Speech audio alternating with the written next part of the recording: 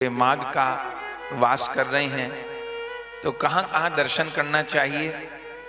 तो अब तो नवीन स्थान भी बहुत हैं जहाँ भक्त लोग दर्शन करते हैं, पर पुराणों में प्रयागराज में 7 मुख्य दर्शन कहे गए हैं। प्रयागराज जाए, प्रयागराज वास करे तो 7 स्थान का दर्शन करे। ये पौराणिक जो 7 तीर्थ हैं, ऐसे नए मंदिर तो बहुत हैं, उन सबको भी प्रणाम है, पर जो प्राचीन तीर्थ हैं वो 7 हैं। उनमें प्रथम तो त्रिवेणी संगम ही है, जहां गंगा यमुना और सरस्वती जी का संगम हो रहा है। गंगा यमुना जी प्रकट हैं, सरस्वती जी गुप्त हैं, तो त्रिवेणी संगम। दूसरा अक्षयवट, संगम के पास ही सेना का किला है, तो बाकी तो वो किला सेना के अधिकार में है, लेकिन सरस्वती कूप और अक्षयवट इन दोनों का दर्शन होता है। जिस अक्षयवट की महिमा भागवत जी में भी अन्य पुराणों में भी कही गई है, वो प्रयागराज के ही वट हैं। प्रलय के समय बाल मुकुंद भगवान जिस वट के पत्र पर शयन करते हैं और प्रलय काल में विचरण करते हैं, वो वट का पत्र उन्हीं अक्षय वट का होता है। इसी अक्षय वट के नीचे बैठ करके याज्ञवल्क्य जी महाराज ने भरद्वाज जी को राम कथा सुनाई। ये अक्षय वट अक्षय हैं, इन्हीं के ऊपर तो आकर के गरुण जी विराजमान हुए थे। समुद्र मंथन से जो अमृत निकला, तो उस अमृत के कलश को ही तो गरुण जी ने 12 स्थान पर रखा, जो 8 स्थान देवलोक में है और 4 स्थान भारतवर्ष में है, हरिद्वार, नासिक, उज्जैन, प्रयाग। तो प्रयागराज में जो गरुण जी आए हैं वो माघ की अमावस्या को आए हैं, और उसी वट पर कलश रखा है। पीछे दैत्य लोग पड़े थे ना, तो उसी वट पर विराजमान हुए और वहीं अमृत की बूंद झलकी। इसलिए प्रयागराज स्नान को अमृत स्नान भी कहा जाता है। पर्व स्नान, शाही स्नान, ये सब नाम तो हैं ही, पर अमृत स्नान भी कहा जाता है। तो वो अक्षय वट भी चिन्मय है।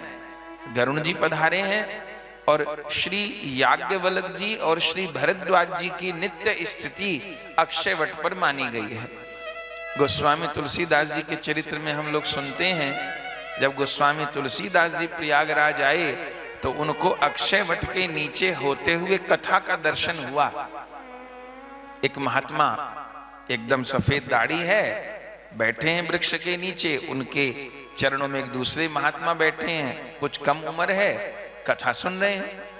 गोस्वामी तुलसीदास जी जब गए प्रयाग, उन्होंने कहा बड़ी सुंदर कथा हो रही है, एक ही वक्ता है, एक ही श्रोता है, थोड़ी देर हम भी बैठ के सुन लेते हैं कथा। तो गोस्वामी तुलसीदास जी कथा सुनने लगी। कथा इतनी सुंदर कि मोहित हो गए। सवेरे से संध्या हो गई सुनते सुनते।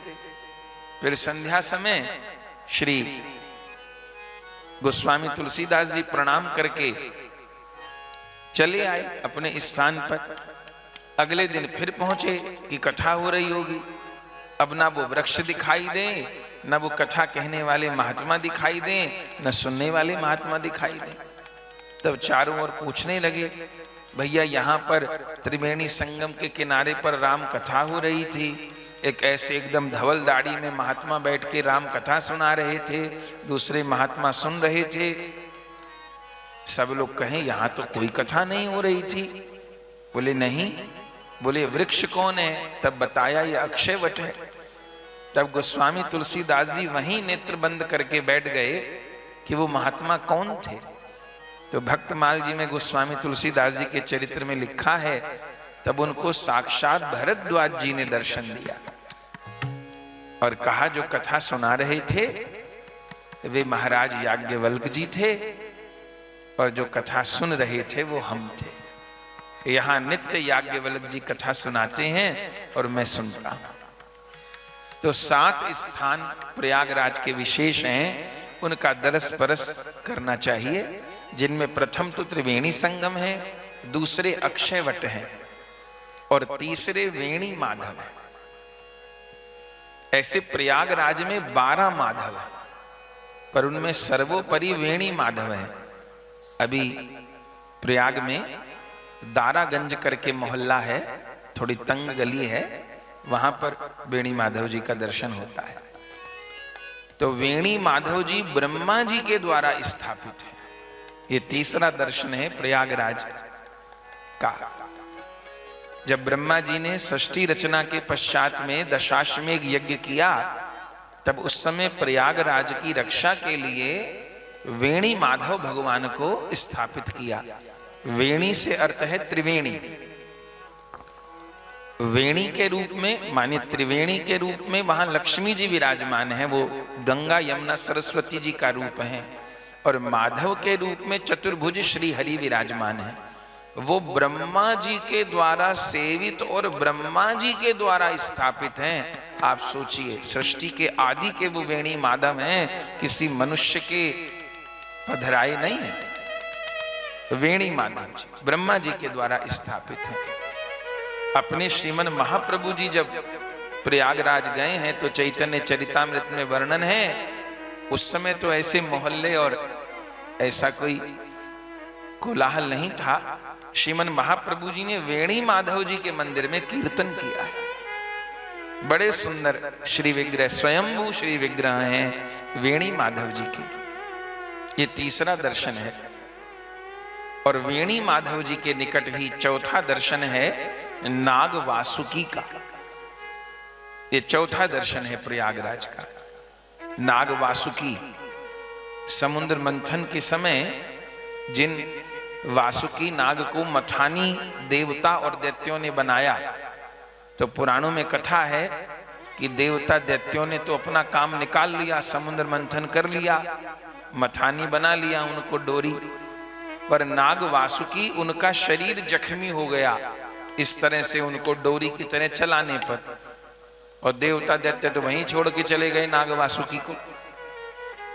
तब श्री हरि को दया आई, नाग वासुकी करा रहे थे वहां, मेरा सारा शरीर जख्मी हो गया।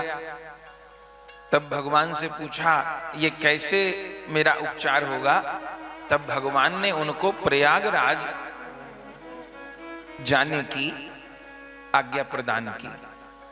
तब नाग वासुकी पाताल के मार्ग से प्रयागराज आ गए और प्रयागराज में आकर के उन्होंने निवास किया। वेणी माधव भगवान का दर्शन किया नाग वासुकी ने। तो नाग वासुकी जी का जो दर्शन है, फिर वो स्वस्थ हो गए, उनके जो जख्म थे, घाव थे, वो ठीक हो गए। ये चौथा दर्शन है। पुनः वो पाताल में चले गए। और जिस समय गंगा जी का अवतरण हुआ, उस समय यमुना जी और सरस्वती जी विराजमान थी, गंगा जी विराजमान नहीं थी।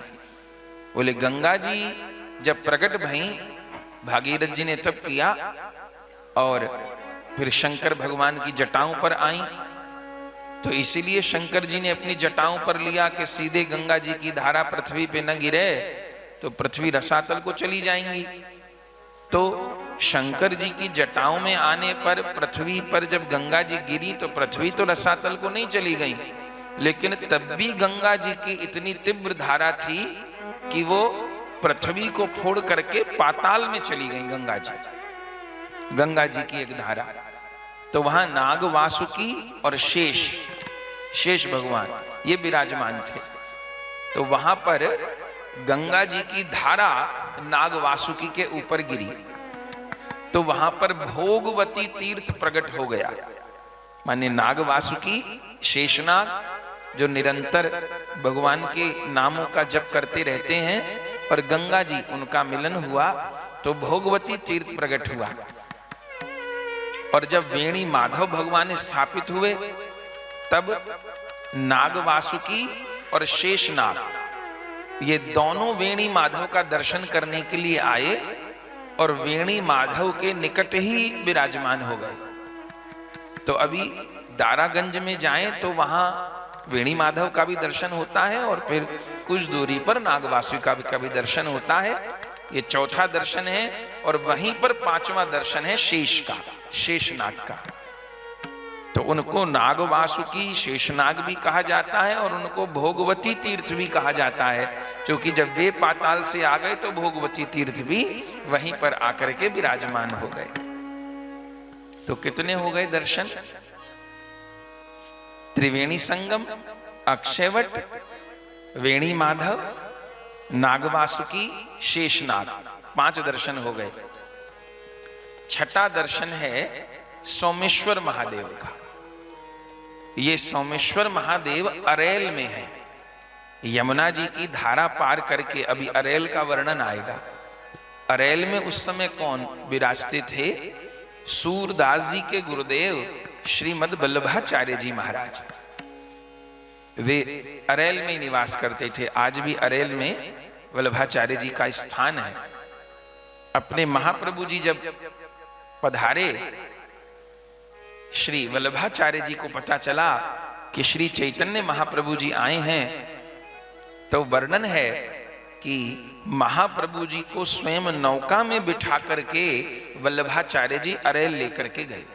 पूरा उस समय का वर्णन है। श्री चैतन्य चरितामृत में जो वर्णन है वो महाप्रभु की कथा तो है ही, सत्य इतिहास भी है। क्यों? क्योंकि श्री चैतन्य चरितामृत महाप्रभु जी के समकालीन आचार्यों के द्वारा महाप्रभु के काल में ही लिखी गई है। तो जैसे अभी यहां कथा हो रही है तो कोई यहां 7 दिन का ब्यौरा लिखने लग जाए तो अभी तो उसको सारी बात याद रहेंगी। कौन दिन कथा प्रारंभ हुई, कौन दिन पूरी हुई, कौन दिन क्या सुनाया गया, कार्ड भी उपलब्ध है, सब बातें भी लगभग सबको ध्यान है।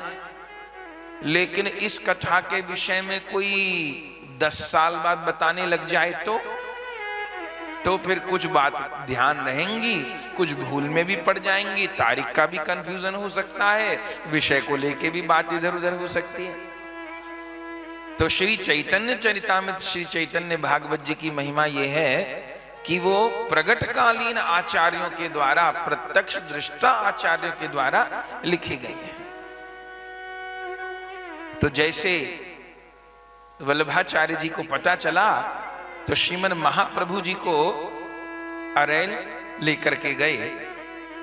तो अरेल में सोमेश्वर महादेव का दर्शन है। यह भी विशिष्ट दर्शन है, प्रयागराज का छठा दर्शन है। लेकिन ये सब प्राचीन दर्शन है। अभी होता क्या है, ये प्रयाग नहीं, ये सभी जगह ऐसा हो गया है, नए मंदिरों का, नए भवनों का निर्माण होता है। अच्छी बात है, होना चाहिए, लेकिन पुराने स्थानों का संरक्षण नहीं होता। उस कारण पुराने स्थान एकदम संरक्षण के अभाव में जीर्ण शीर्ण हो जाते हैं, कई बार लुप्त हो जाते हैं। नए मंदिर का निर्माण होता है, होना चाहिए, बहुत बढ़िया बात है।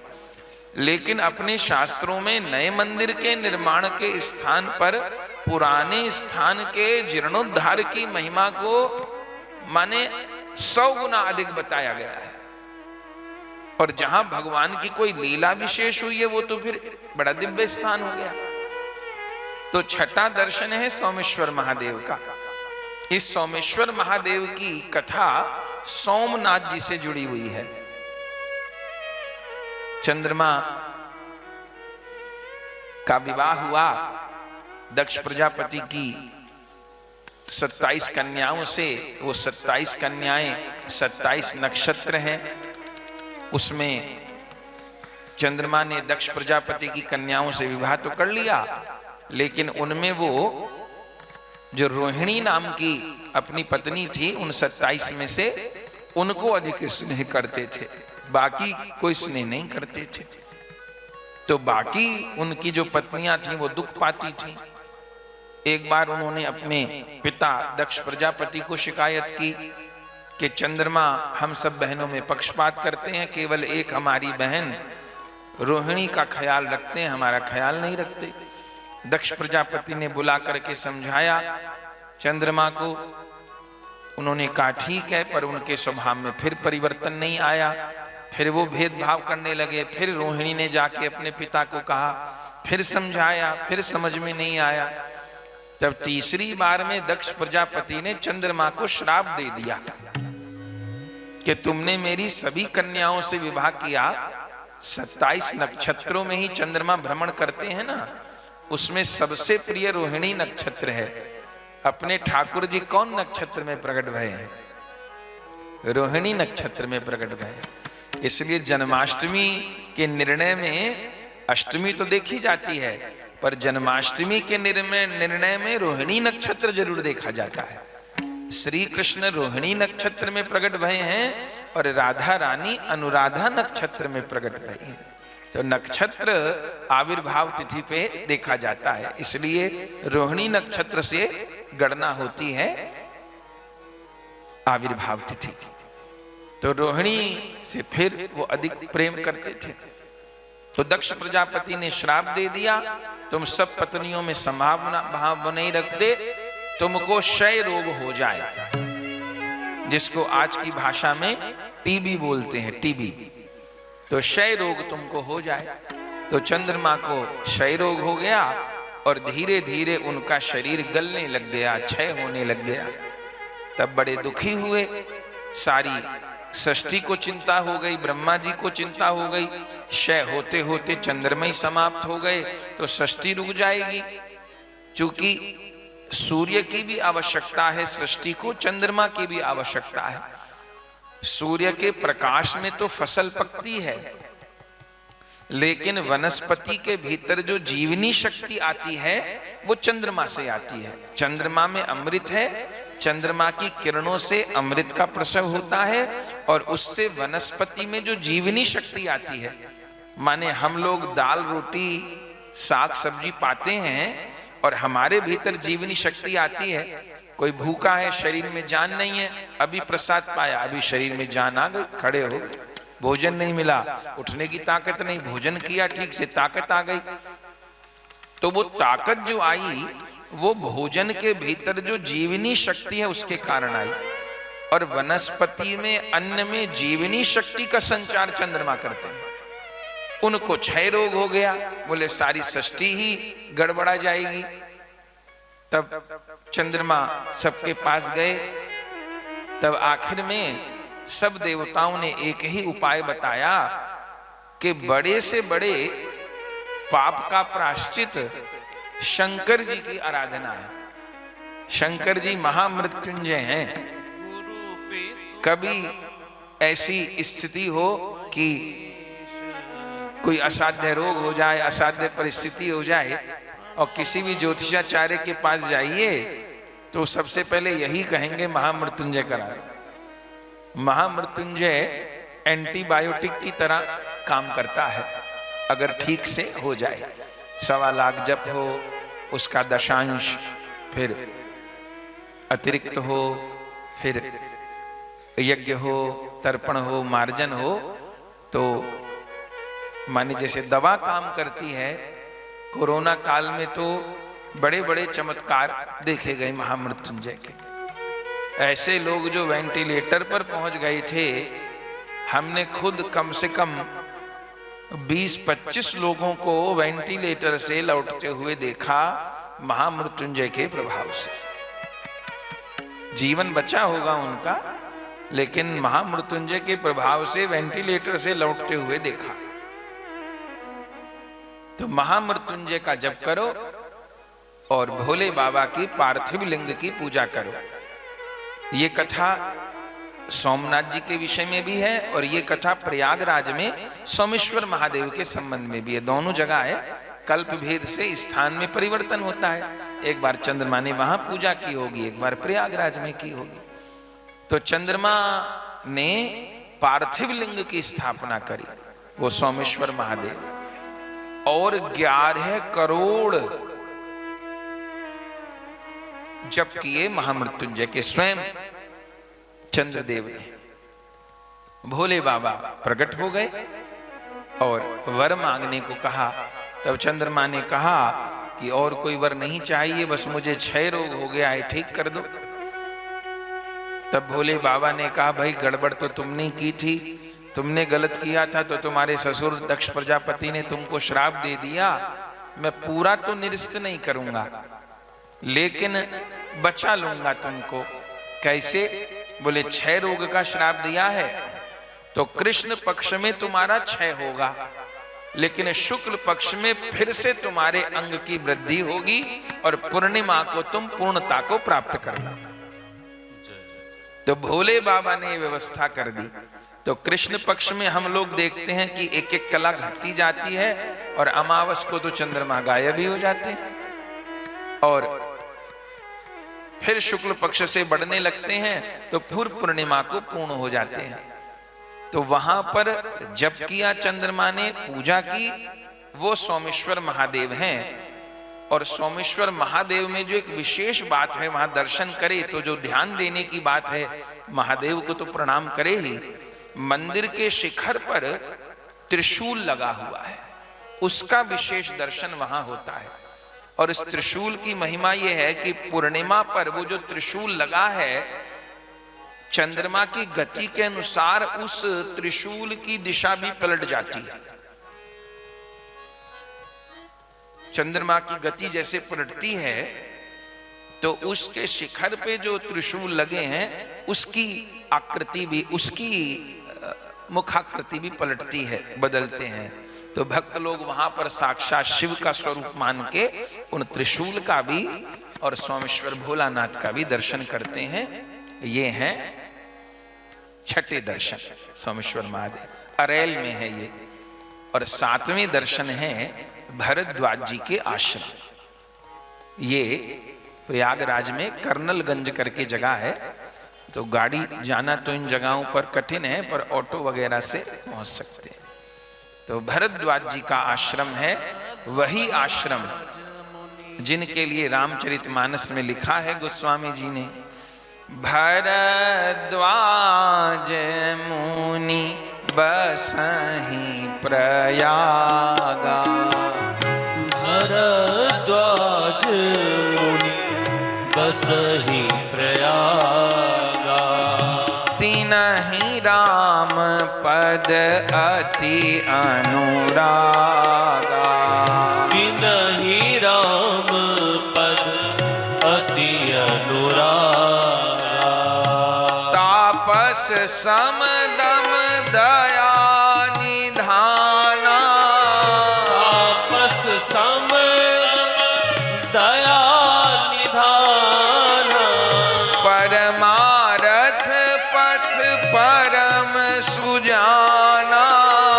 परमारथ पथ परम सुजाना, भरद्वाज मुनि बसहि प्रयागा, भरद्वाज मुनि बसहि प्रयागा, तिनहि राम पद अति अनुरागा, तिनहि राम पद अति अनुरागा।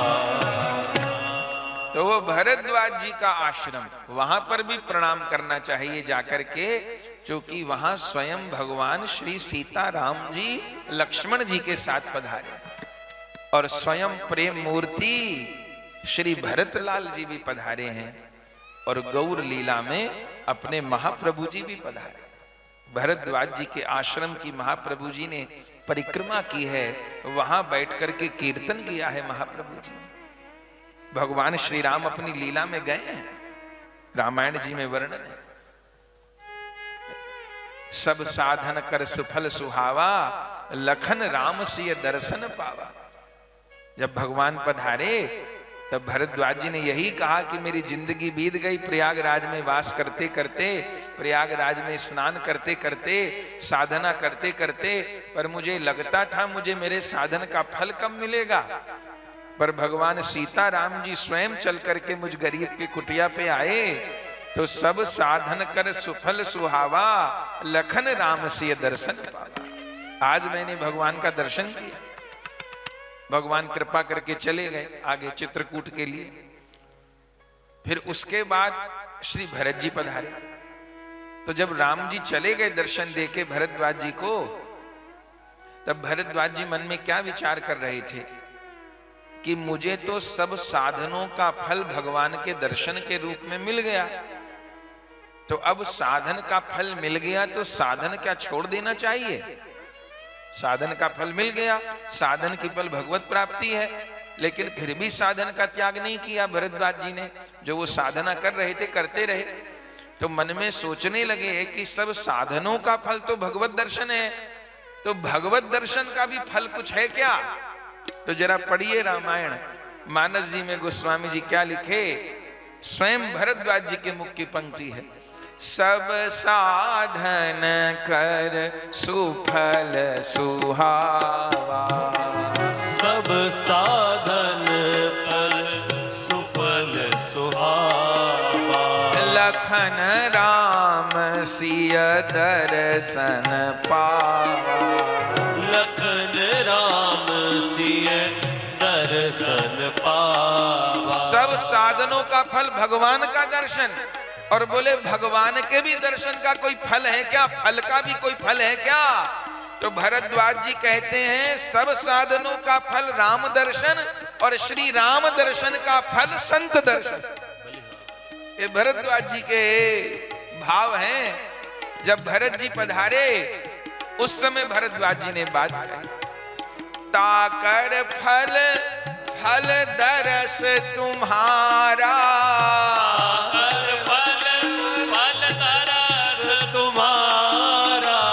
ताकर फल फल दरस तुम्हारा, फल फल दरस तुम्हारा, सहित प्रयाग सुभाग हमारा, सहित प्रयाग सुभाग्य हमारा, सहित प्रयाग सुभाग हमारा, सहित प्रयाग सुभाग्य हमारा। क्या क्या भरद्वाज जी ने कहा, प्रयाग के सहित आज मेरा सौभाग्य है, क्योंकि आज मुझे भरत जी जैसे प्रेमी का दर्शन हुआ है। तो भरद्वाज जी के आश्रम पर भगवान भी पधारे हैं, भरत जी भी पधारे हैं, और अपने महाप्रभु जी पधारे हैं। तो फिर भरद्वाज जी का दर्शन भी करना चाहिए, पर स्नान के बाद करना चाहिए। स्नान करके, चूंकि प्रभु भी पीछे पधारे हैं, महाप्रभु जी भी पीछे पधारे हैं, फिर वहां जाकर के कुछ देर बैठ करके कुछ नाम जप सत्संग कुछ करना चाहिए बैठ करके। तो ये 7 दर्शन है, त्रिवेणी संगम, अक्षयवट, वेणी माधव, नागवासुकी, शेषनाग, सोमेश्वर महादेव और भरद्वाज जी का आश्रम। इसके अतिरिक्त भी फिर बहुत दर्शन है, वो जितना बने, पर ये 7 दर्शन हो तो फिर कल्पवास किया तो महाकुंभ किया, फिर ये 7 दर्शन हुए। तो ये प्राचीन दर्शन है। श्रीमन महाप्रभु जी इन 7 स्थानों पर गए हैं और 7 स्थानों का दर्शन किया है और कीर्तन किया है।